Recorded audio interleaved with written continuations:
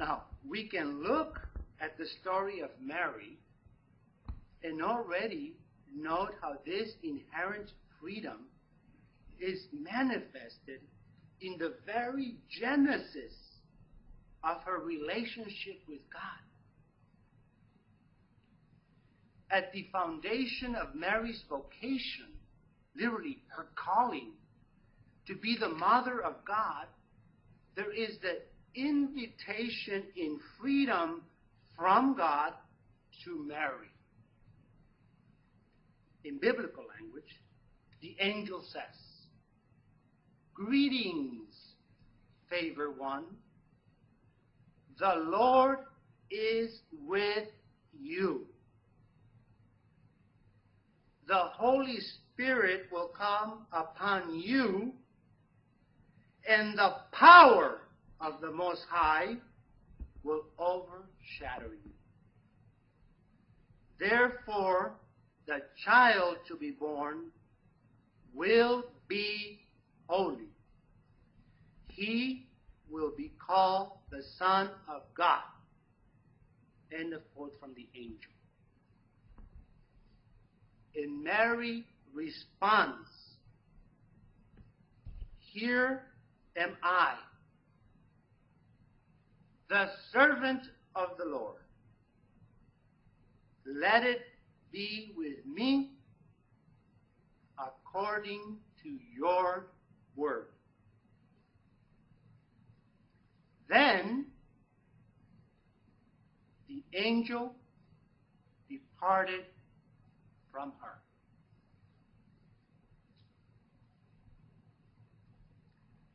I want to highlight here what should be obvious to you and to all of us. Namely, Mary's fiat is precisely an emblematic expression of the inherent freedom necessary in servanthood.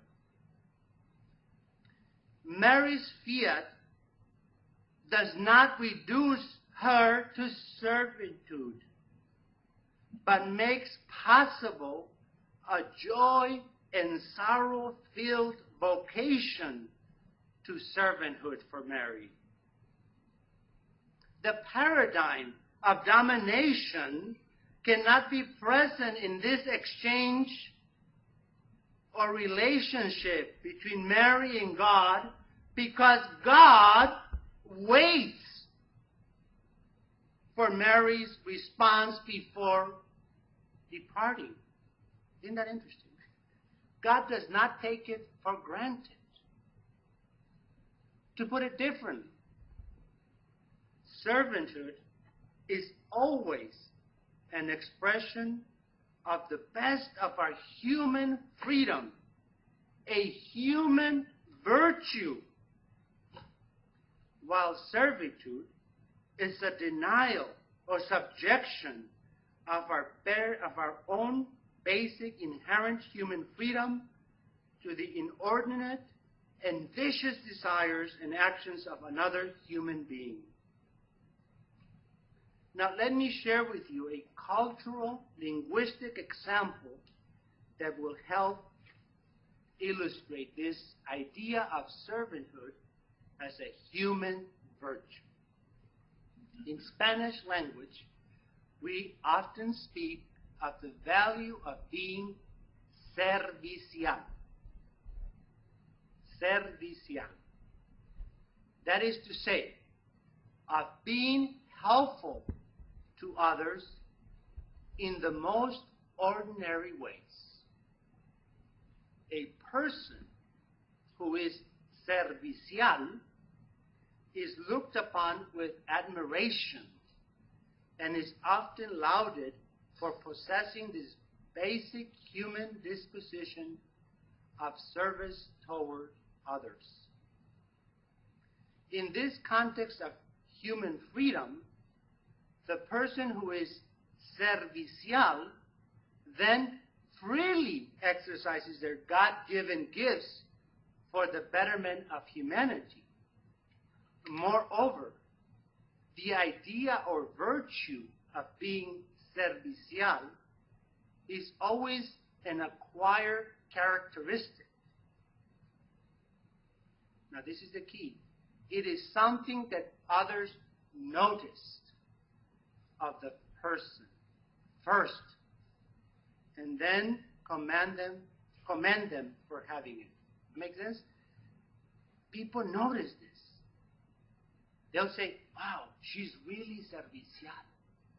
In other words, there's a beauty, an attraction that comes by being servicial, by being available for others. So it's not a command, but it's rather something that people recognize.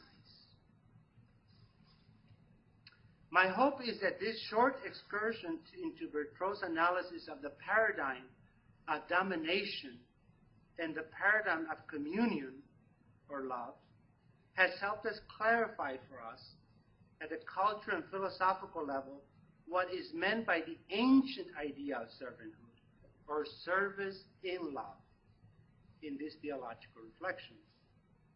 To simply summarize what has been said above, in retrieving this ancient category of servanthood or service in love, the intention is not to advocate in any manner whatsoever for any kind of domination theory or praxis.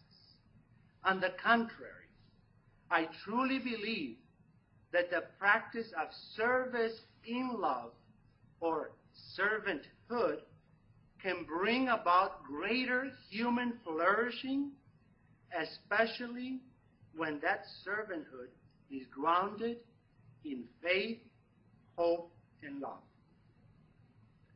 Indeed, it is my argument in this reflection that Mary, as the lowly servant, is precisely that model of servanthood grounded in faith and freedom, as noted above.